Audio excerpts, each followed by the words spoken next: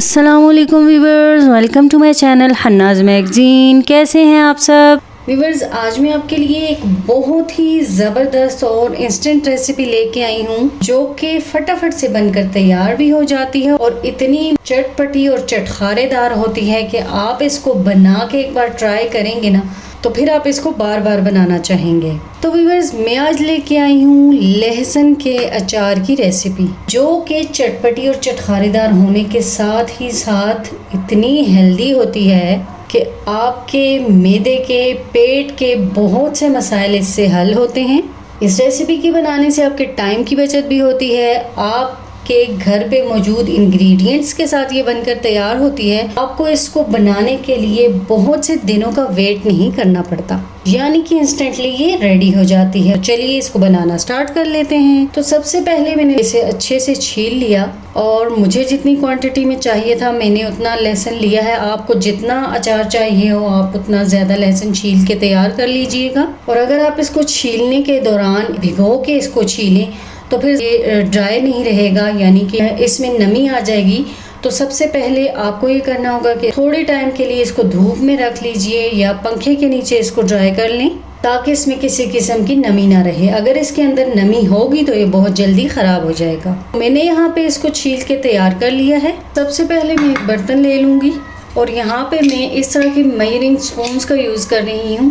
आपके पास ये मौजूद नहीं है तो आप घर के नॉर्मल रूटीन में यूज़ होने वाले स्पून्स भी ले सकते हैं। मैं तमाम इंग्रेडिएंट्स लहसुन के हिसाब से लूँगी, तो उसी तरह से आप जितना लहसुन लेंगे उतनी ज़्यादा चीज़ें ले लीजिएगा। तो सबसे पहले हाफ़ टी स्पून नमक, 1 टीस्पून डाल दूँगी लाल मिर्च पाउडर, 1 टीस्पून शामिल कर दूँगी मिक्स मसाला। ये आपके पास मौजूद नहीं है तो आप इसको स्किप भी कर सकते हैं। 1 टीस्पून ही हल्दी पाउडर। इस अचार को ज़्यादा स्पाइसी बनाने के लिए कुटी हुई लाल मिर्च भी डाल रही हूँ, हाफ़ टी स्पून। आपको ज़्यादा स्पाइसी नहीं बनाना तो आप इसको स्किप कर सकते हैं। थोड़ा सा मैंने सफ़ेद नमक लिया था जो नॉर्मल रूटीन में यूज़ होता है, तो यहाँ पे टेस्ट के लिए हाफ़ टी स्पून काला नमक ले रही हूँ। इससे बहुत अच्छा टेस्ट आता है और हाजमा भी बहुत ही अच्छा होता है। अचार में खट्टा टेस्ट लाने के लिए इसमें डाल रही हूँ 1 टीस्पून आमचूर पाउडर। इससे बहुत ही ज़बरदस्त और खट्टा टेस्ट आता है। तो यहाँ पे हमारे तमाम पाउडर मसाले रेडी हो चुके हैं।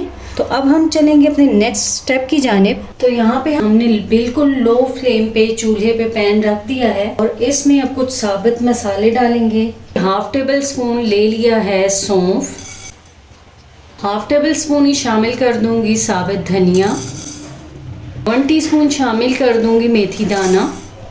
मेथी दाना बहुत ज़्यादा शामिल नहीं करना क्योंकि इससे फिर कड़वाहट आ जाती है।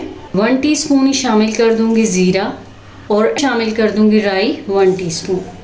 और इसके साथ ही साथ इस अचार को हमारे स्टमक के लिए मज़ीद हेल्दी बनाने के लिए कड़ी पत्ता शामिल कर दूंगी। अगर आपके पास फ्रेश इसके लीव्स हैं तो वो शामिल कर सकते हैं। मेरे पास ड्राई फॉर्म में मौजूद हैं इसलिए मैं ये शामिल कर रही हूँ 3 से 4 पत्ते। और अब बिल्कुल लो फ्लेम पे इन मसालों को ड्राई रोस्ट करेंगे और तब तक इनको रोस्ट करना है जब तक इनसे खुशबू नहीं आ जाती।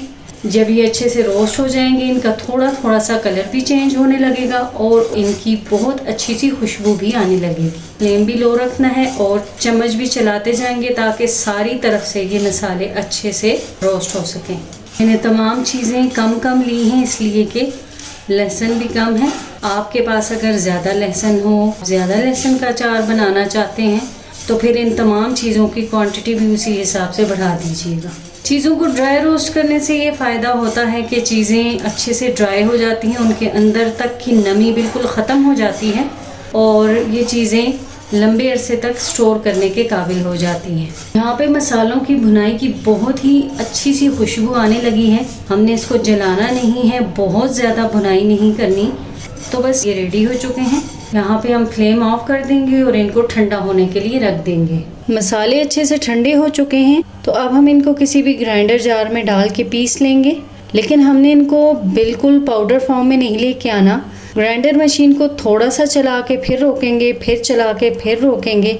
इस तरह से हम इनको थोड़ा मोटा मोटा सा पीस लेंगे। यहाँ पे देखिए मसाले पिस चुके हैं, इनकी बहुत ही ज़बरदस्त खुशबू आ रही है। तो अब हम इन मसालों को इन पाउडर मसालों में मिक्स कर देंगे। किसी भी स्पून की मदद से इनको अच्छे से सारी तरफ मिला लेंगे। यहाँ पे अचार का मसाला रेडी हो चुका है।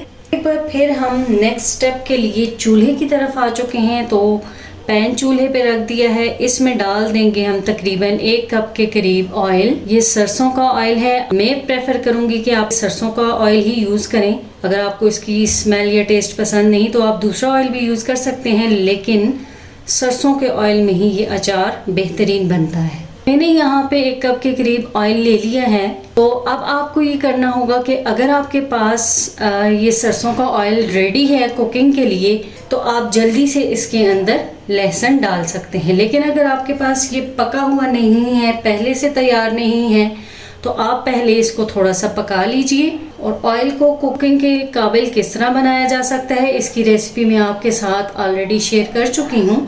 डिस्क्रिप्शन बॉक्स में मैं उसका लिंक डाल दूंगी, आप वहाँ पे विजिट कर सकते हैं। उस तरीके से आप अपने सरसों के ऑयल को कुकिंग के काबिल बना सकते हैं। अगर आप इसकी कुकिंग नहीं करेंगी तो और तो कोई मसला नहीं होगा, बस उसके अंदर एक तेज सी स्मेल होती है, एक टेस्ट होता है, उसकी वजह से फिर वो खाने में अच्छा नहीं लगता, इसलिए इसकी कुकिंग ज़रूरी होती है। तो मेरे पास ऑलरेडी ये ऑयल रेडी है तो मैं इसमें डाल दूँगी ये लहसुन।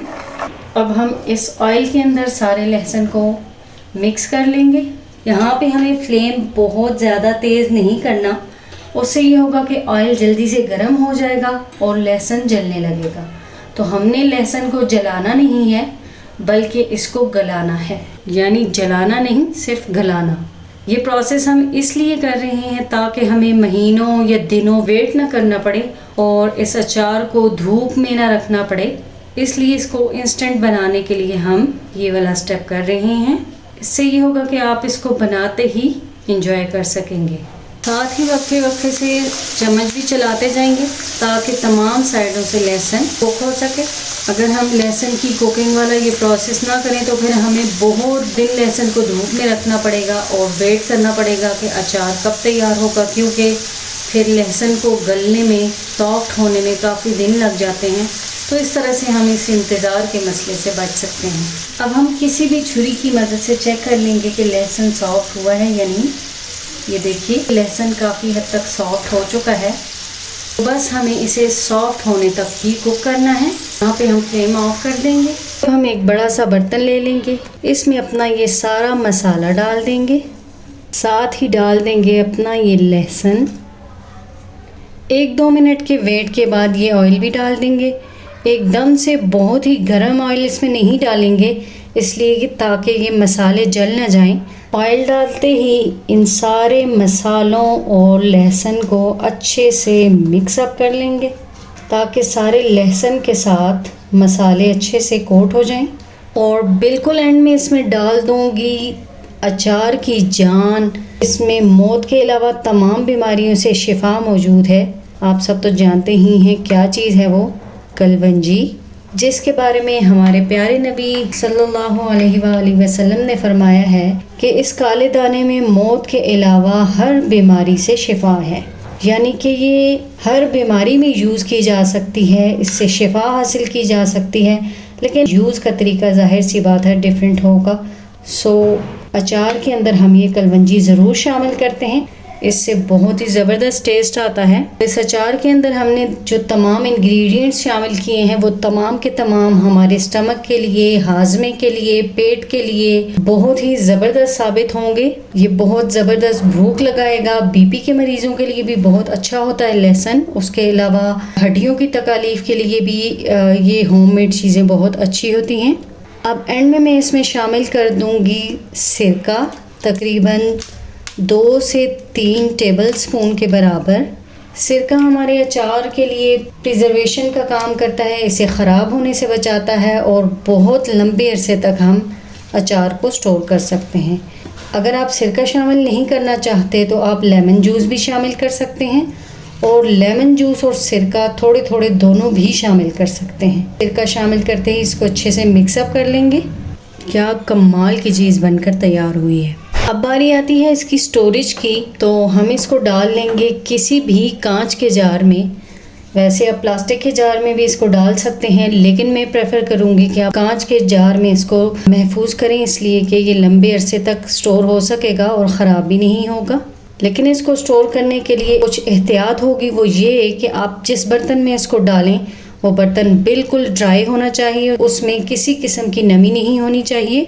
और उसके अलावा ये कि जब आप इस अचार को यूज़ के लिए निकालें तो आप जो स्पून यूज़ करें वो भी बिल्कुल ड्राई होना चाहिए, और इस अचार को बिल्कुल हाथ से भी टच नहीं करना, इसलिए कि कोई भी अचार हो जब उसे टच करें तो वो ख़राब हो जाता है। तो यहाँ पे हमने अचार को बॉटल में ट्रांसफ़र कर दिया है। बहुत ही ज़बरदस्त लग रहा है और इसकी खुशबू भी बहुत ही ज़बरदस्त आ रही है।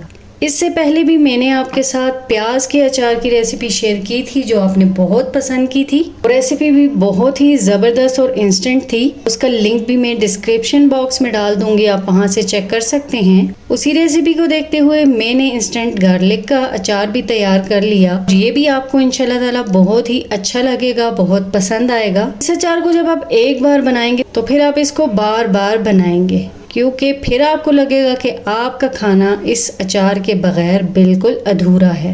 और अगर आपके यहाँ सालन नहीं बना हुआ तो भी आप वो प्याज का अचार हो या ये वाला लहसुन का अचार, आप इसके साथ भी खाना खा सकते हैं। आप इसको फटाफट से बनाइए और उसी टाइम एंजॉय कर लीजिए। तो मेरी इस रेसिपी को ज़रूर से ट्राई कीजिएगा और कमेंट्स में शेयर कीजिएगा कि आपको मेरी आज की ये रेसिपी कैसी लगी और आप मुझे कहाँ किस सिटी से देख रही हैं। इसी के साथ मेरी इसी तरह की हेल्दी होममेड और इंस्टेंट रेसिपीज़ देखने के लिए मेरे चैनल को लाइक एंड सब्सक्राइब कर दिया करें और बेल आइकन को प्रेस ज़रूर किया करें, ताकि तमाम नई आने वाली वीडियोस के नोटिफिकेशंस इजीली आप तक पहुंचते रहें। इसको बनाइए, स्टोर कीजिए, लंबे अरसे तक एंजॉय कीजिए और मुझे दुआओं में याद रखिए। इसी के साथ मुझे दीजिए इजाज़त। नेक्स्ट हाजिर होंगे फिर किसी ज़बरदस्त हेल्दी होममेड और फटाफट सी रेसिपी के साथ। तब तक के लिए अल्लाह हाफिज़ एंड बाय बाय।